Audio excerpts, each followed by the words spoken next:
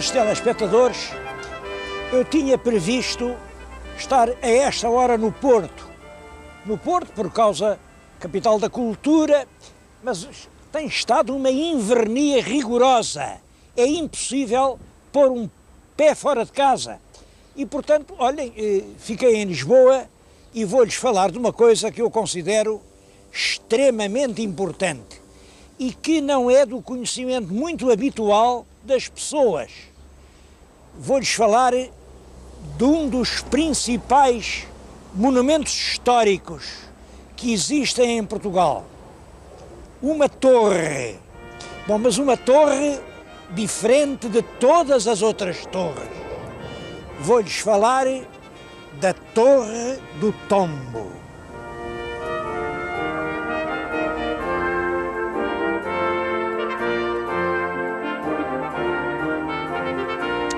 Logo esta expressão, Torre do Tombo, é estranha. Bom, porque a palavra tombo não é o que julgam, não é tombar, não é? Não, tombo é uma expressão que significa o registro de uma propriedade com todas as suas confrontações. Portanto, cada proprietário tinha sempre o tombo das suas próprias propriedades. O que elas rendiam, quem era o rendeiro, quando devia pagar, era, enfim, um registro daquilo que ele possuía. E o rei também tinha, claro. Os primeiros reis parece que andavam até com esses registros, assim ao dorso das mulas, iam atrás deles, porque eles tinham que saber o que é que era deles, o que é que não era, o que é que pagava, o que é que não pagava, o que é que recebia. Bom, e andavam. Mas depois, é claro, isto, enfim, a administração foi-se instalando e o rei mandou pôr essa papelada toda, esses livros, esses registros. Havia documentos muito importantes, que eram os testamentos dos reis, outros igualmente importantes, os forais em que os reis davam certos direitos às terras e depois apareciam as terras a reclamar diante do rei. O senhor disse que a gente podia fazer isto, podia fazer... E o rei tinha que olhar para o foral, ver, podia, não podia. Andava, portanto, com tudo isso atrás dele, mas no século XIV, a minha opinião é que isso deve ter sido depois do Dom Afonso III. É o Dom Afonso III quem instala uma chancelaria permanente com escrivães oficiais. Bom, mas não temos provas disso. Seria o Dom Afonso III? Não sabemos. Seria o filho dele, do Dom Dinis? Também não sabemos. Provas seguras de que havia uma torre no Castelo de São Jorge, uma torre muito forte, muito grande, onde estavam os documentos do rei. Essas provas só existem já no tempo de Dom Fernando, no último quartel do século XIV. O registro oficial do Estado era aquele tombo que estava na torre. Vejam a força das tradições. Era aquele tombo que estava na torre e agora chama-se, olhem para além, Torre do Tombo. Vamos entrar lá dentro.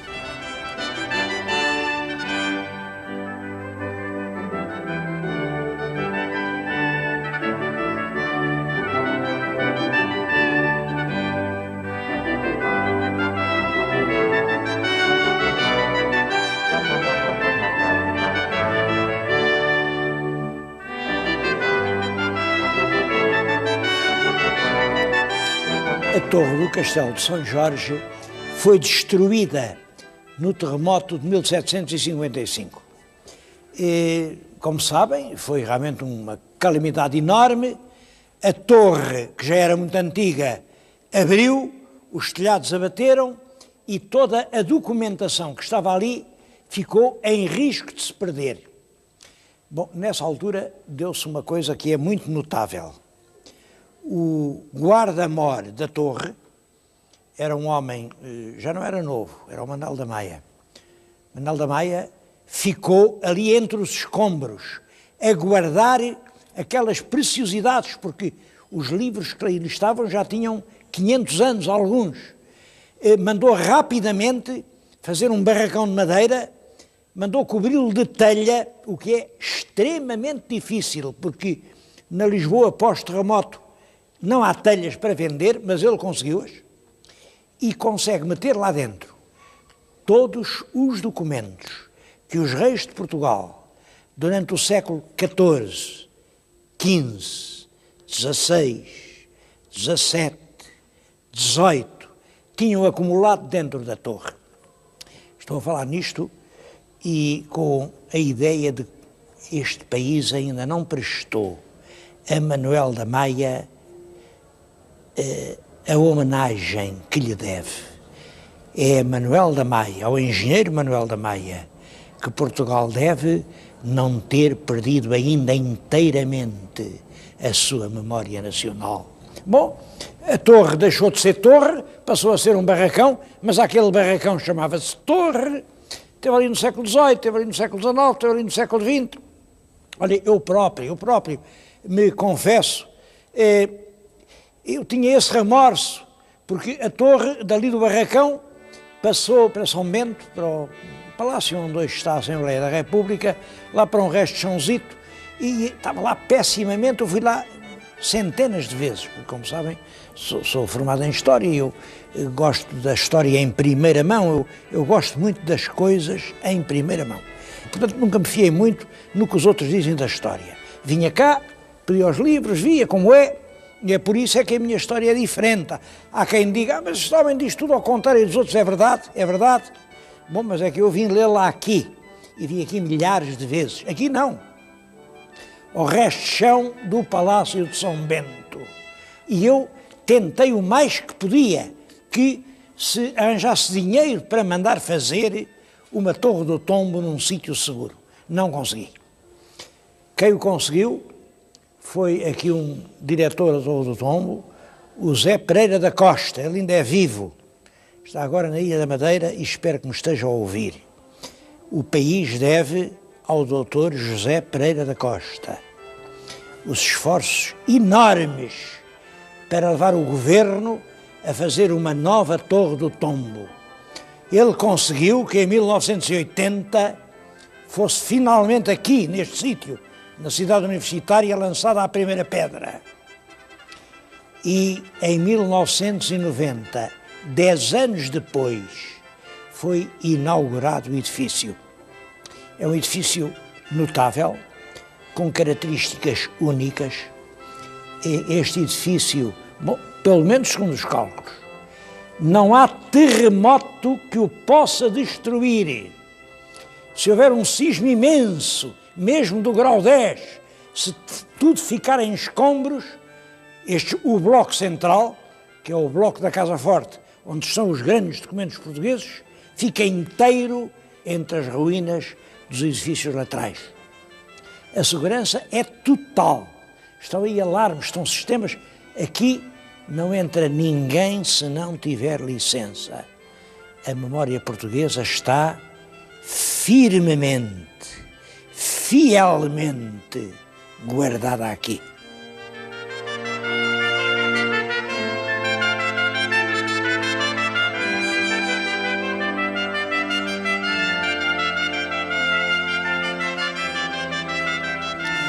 É claro que a memória de um país com 900 anos de história não pode deixar de ser uma memória muito, muito longa.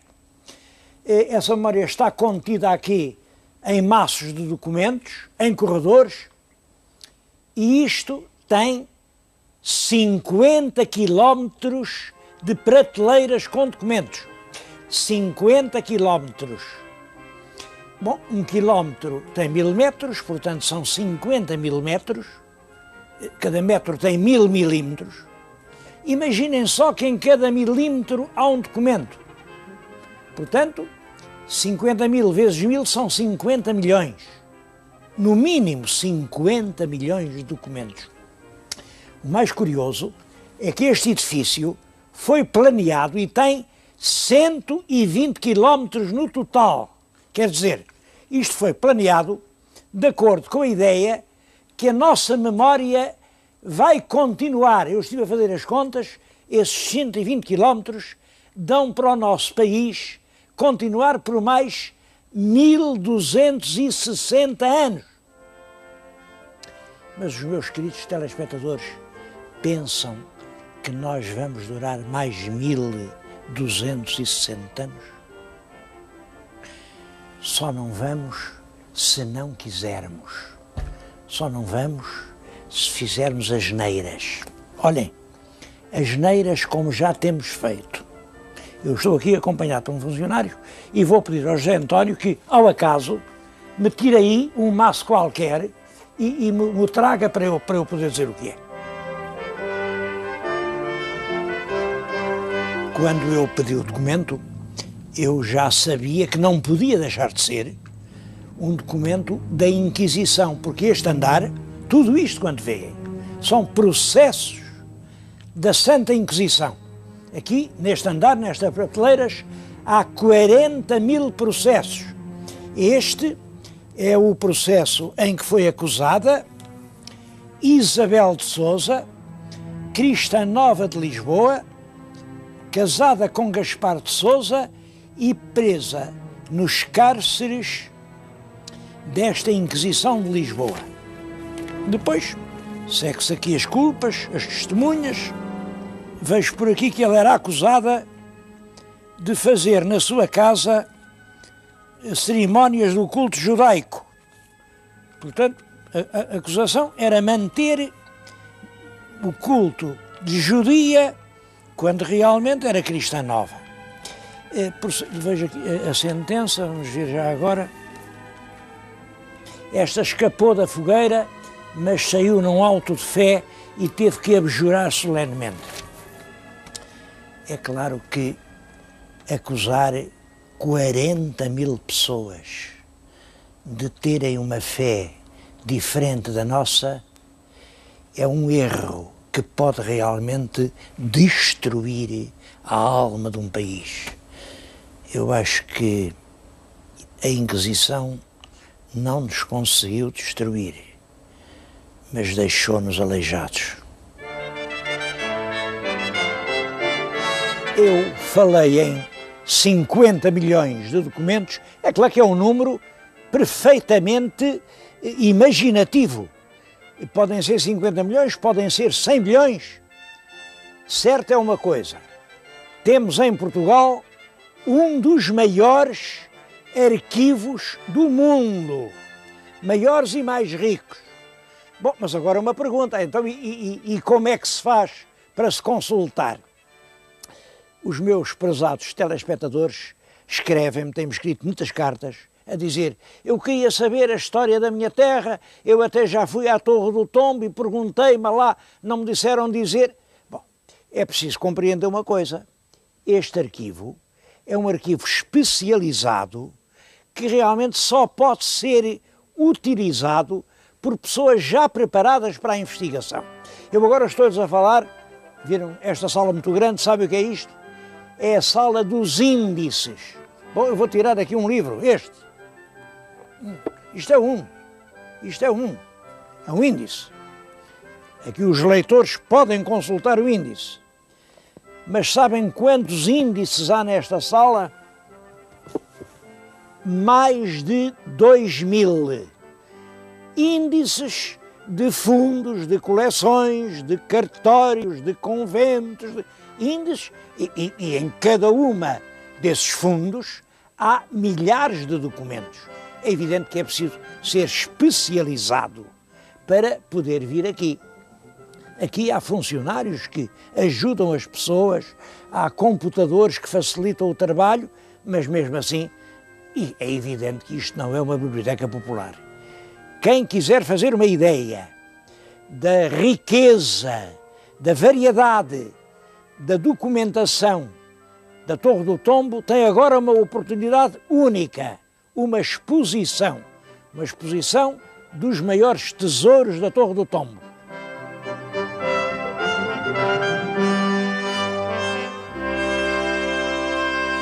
É uma exposição que abriu por alturas de Natal, em 19 de dezembro, e que vai fechar em 17 de março. O senhor telespectador tome nota, porque já não tem muito tempo.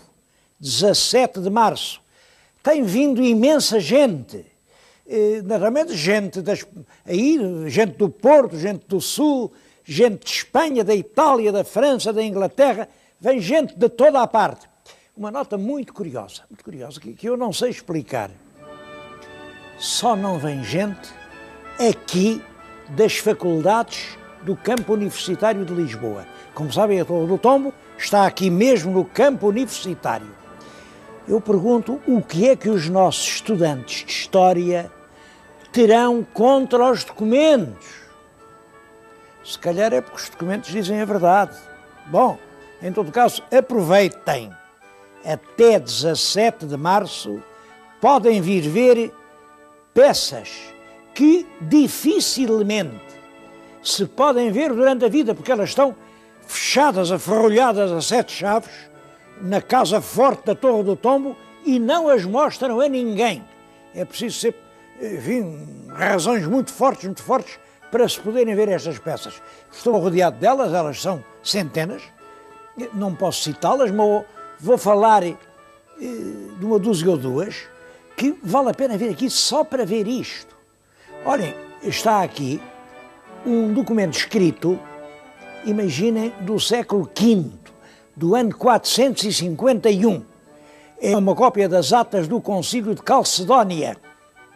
Calcedónia é uma cidadita pouco importante, fica diante da atual Istambul, da antiga Constantinopla, e é nesse concílio que os teólogos tiveram uma grande discussão sobre esta coisa. Cristo seria Deus ou seria homem?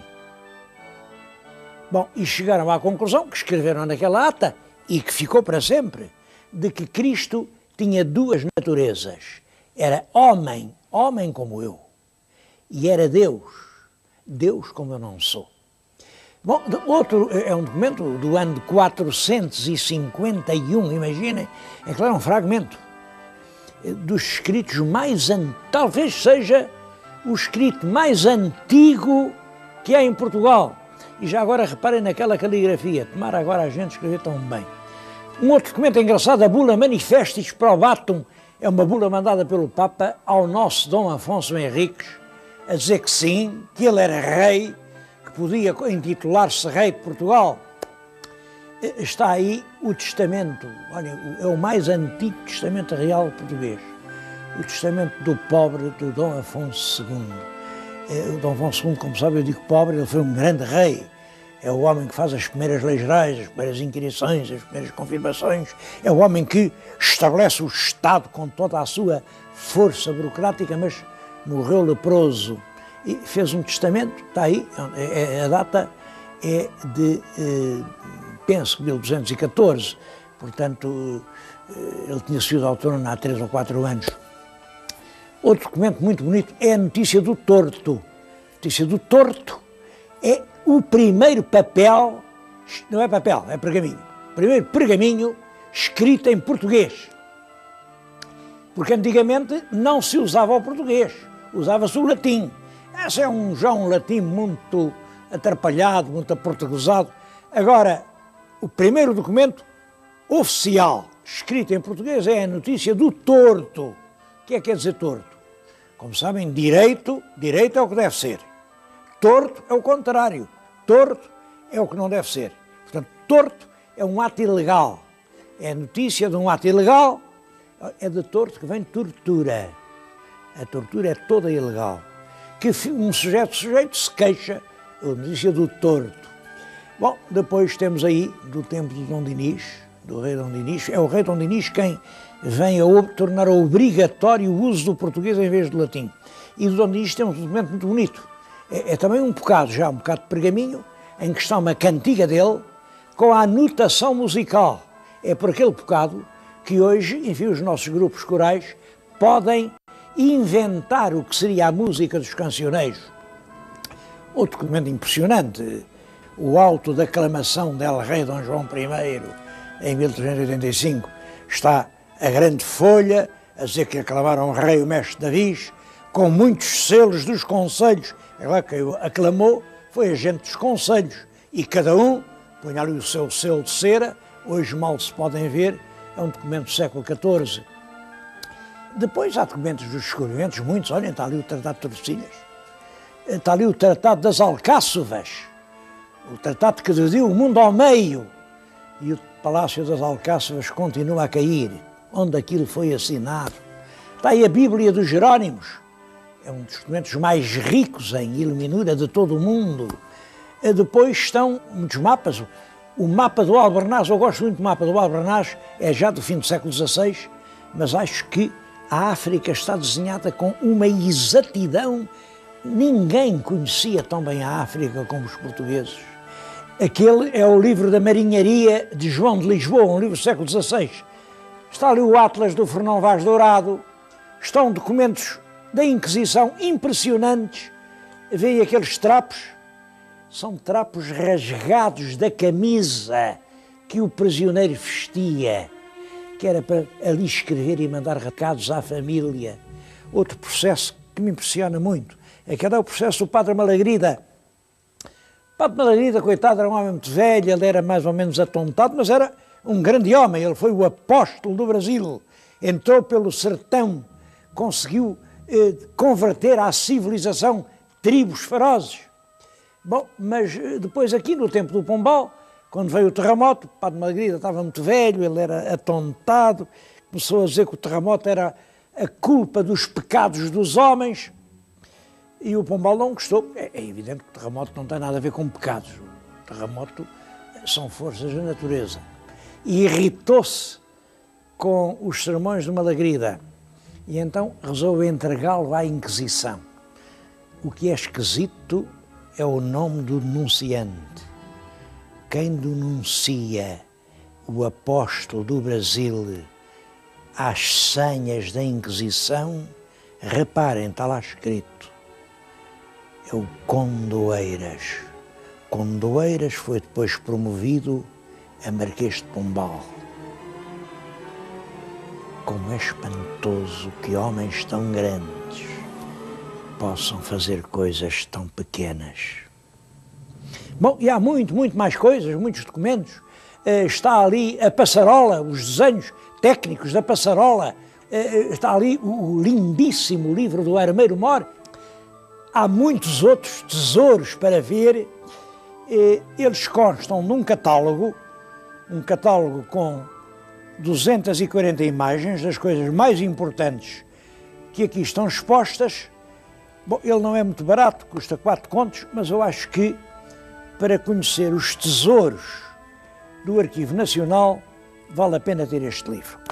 Mas eu não queria acabar o programa nem com esta referência ao catálogo, nem com aquela melancólica alusão aos nossos estudantes de História, como dizia o António Nobre, onde estão os pintores do meu país estranho, onde estão os pintores que não vêm pintar. Queria acabar de uma maneira muito mais positiva.